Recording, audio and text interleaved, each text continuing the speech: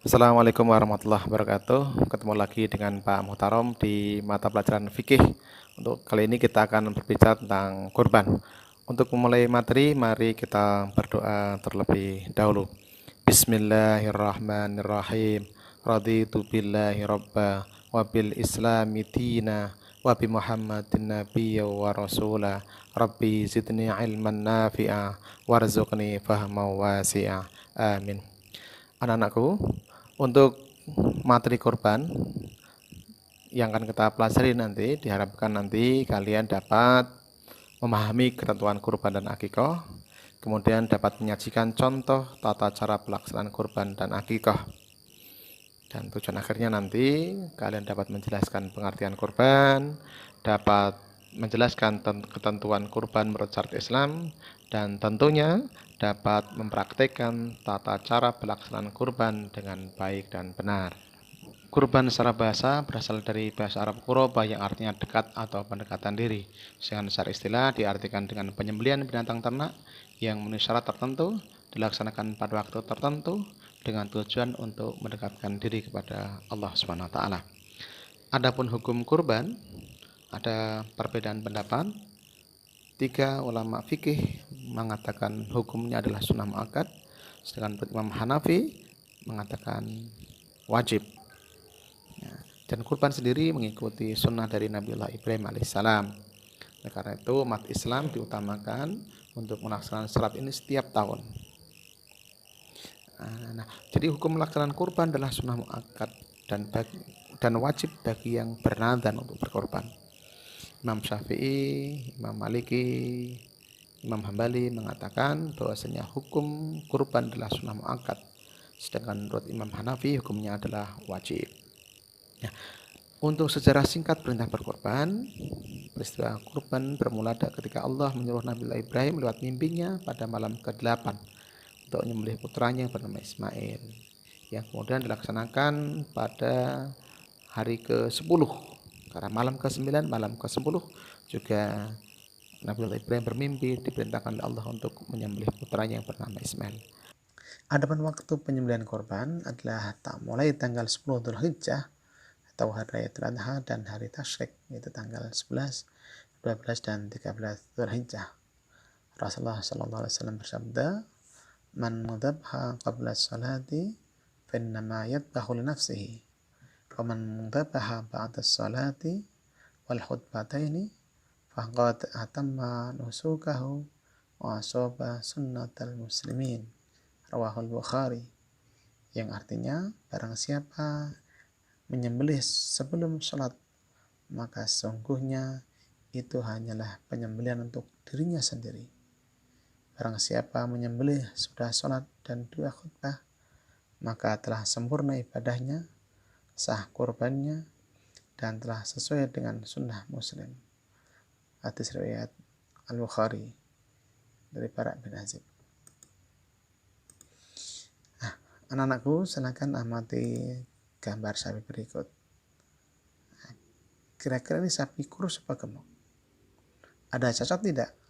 Dalam artian cacat buta, pincang, sakit-sakitan, terlalu kurus atau tua. Baik. Kemudian untuk ketentuan binatang korban, anak-anakku, jenis binatang yang sah untuk korban adalah binatang yang dipelihara dan diternakkan serta halal zatnya untuk dimakan dagingnya.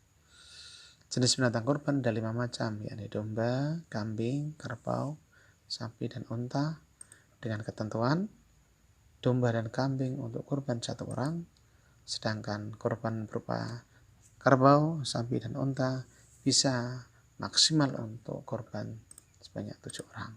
Jadi binatang ternak yang untuk berkorban harus memenuhi 2 syarat, yaitu cukup umur dan tidak cacat.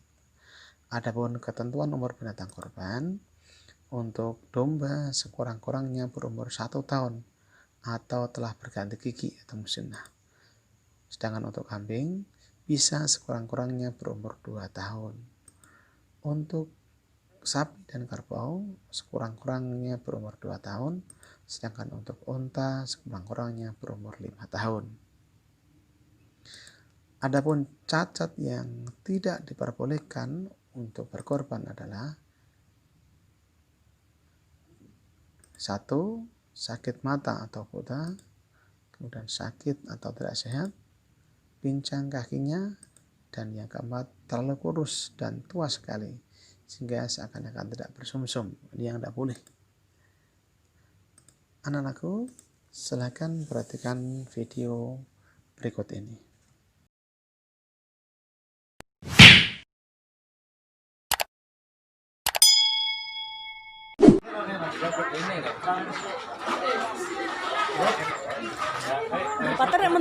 Allahu Akbar, Allahu Akbar, Allahu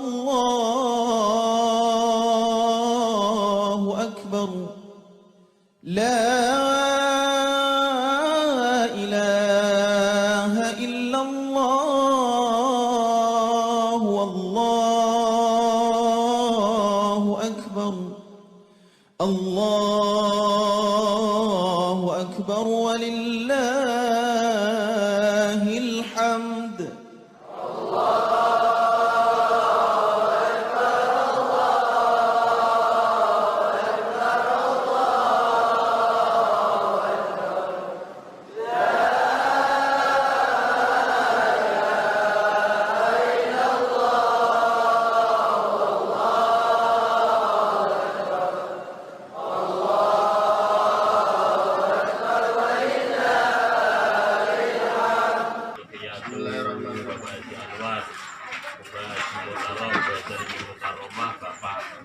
Amin. Bapak dan Salih di tanah Idul Fitri. Pada kapan mungkin ya Allah, Allahumma raziminka wa ilaika berkabiluhu ya Allah. Allahu Akbar. Tahan. Siap, tahan, siap. Kota Taman, kota Lebak, kota Lebak, pon.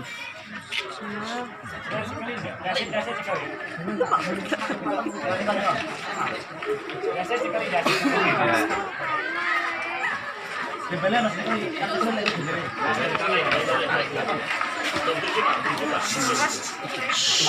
Asal berisik.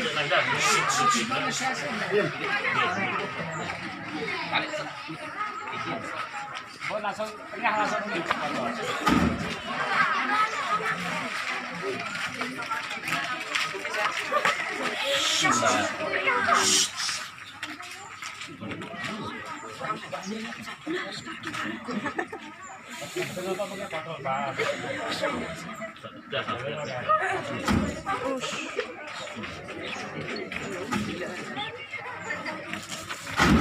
Ikut sukai senare.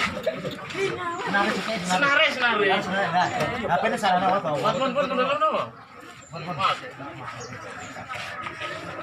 Ya. Bismillahirrahmanirrahim. Bismillah.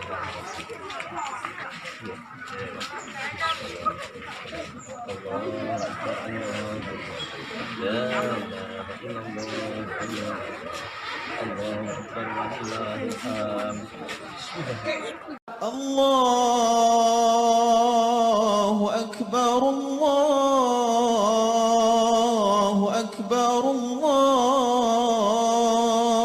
Allahu Akbar. Allahu Akbar kabiran walhamdulillahi katsiran wa subhanallahi bukratan wa asila.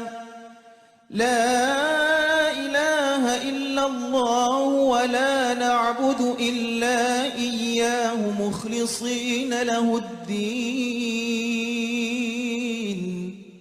walau karihal kafirun.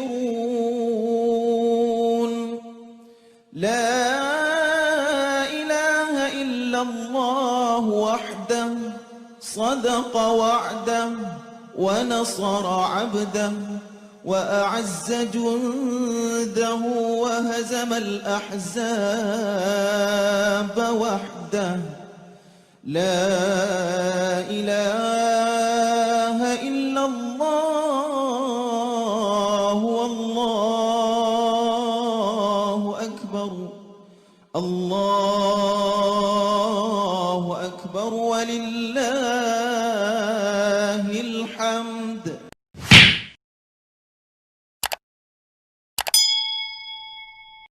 sunnah-sunnah dalam penyembelihan korban. Jadi ada beberapa sunnah yang dianjurkan ketika kita melaksanakan penyembelihan binatang korban. Yang pertama adalah membaca basmalah, kemudian membaca sholawat Nabi, membaca takbir, binatang korban di hadapan ke arah kiblat, membaca doa sebelum berkorban, disembelih oleh orang yang berkorban sendiri. Nah, dan jika diwakilkan maka disunahkan disebutkan nama yang berkorban. Ini sunnah-sunnah dalam pelaksanaan binatang korban. Adapun cara bagian daging korban, jika korban nazar maka seluruh daging korban diberikan kepada fakir miskin. Yang berkorban tidak boleh makan daging korbannya meskipun sedikit. Akan tapi jika korban biasa atau korban sunnah, maka daging korban dibagi menjadi 3 bagian, yakni sepertiga untuk yang berkorban dan keluarganya, sepertiga untuk fakir miskin, dan sepertiga diberikan kepada yang membutuhkan. Nah, yang perlu menjadi catatan adalah daging dan kulit korban tidak boleh diperjualbelikan. Nah, hadirin sekalian, itu materi terkait dengan kurban. Untuk selanjutnya, silakan kalian dapat mempraktekkan penyembelihan hewan kurban. Tapi bukan kurban beneran. Nah, silakan bisa cari miniatur hewan yang akan disembelih, dan siapkan alatnya, kemudian siapkan lubang untuk penambangan darah, kemudian atur miniatur korban-korban yang disembelih. Untuk melakukan penyembelihan, pastikan jalan makan, minum, jalan nafas benar-benar putus. Ingat, menguliti hewan kurban adalah jika hewan itu benar-benar sudah mati. Nah, baik, kalau kalian melaksanakan kurban, sebagai seorang muslim yang mampu, kita diharuskan melakukan kurban sebagai bentuk ketaatan hamba terhadap Allah.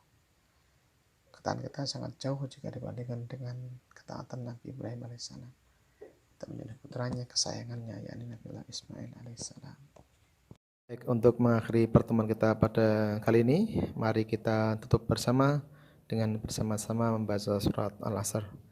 Bismillahirrahmanirrahim.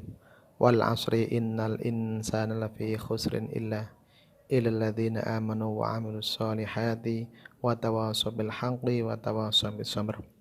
Kurang dan lebihnya mohon maaf. Sampai ketemu dan waktu insyaallah. Akhirul kalam. Assalamualaikum warahmatullahi wabarakatuh.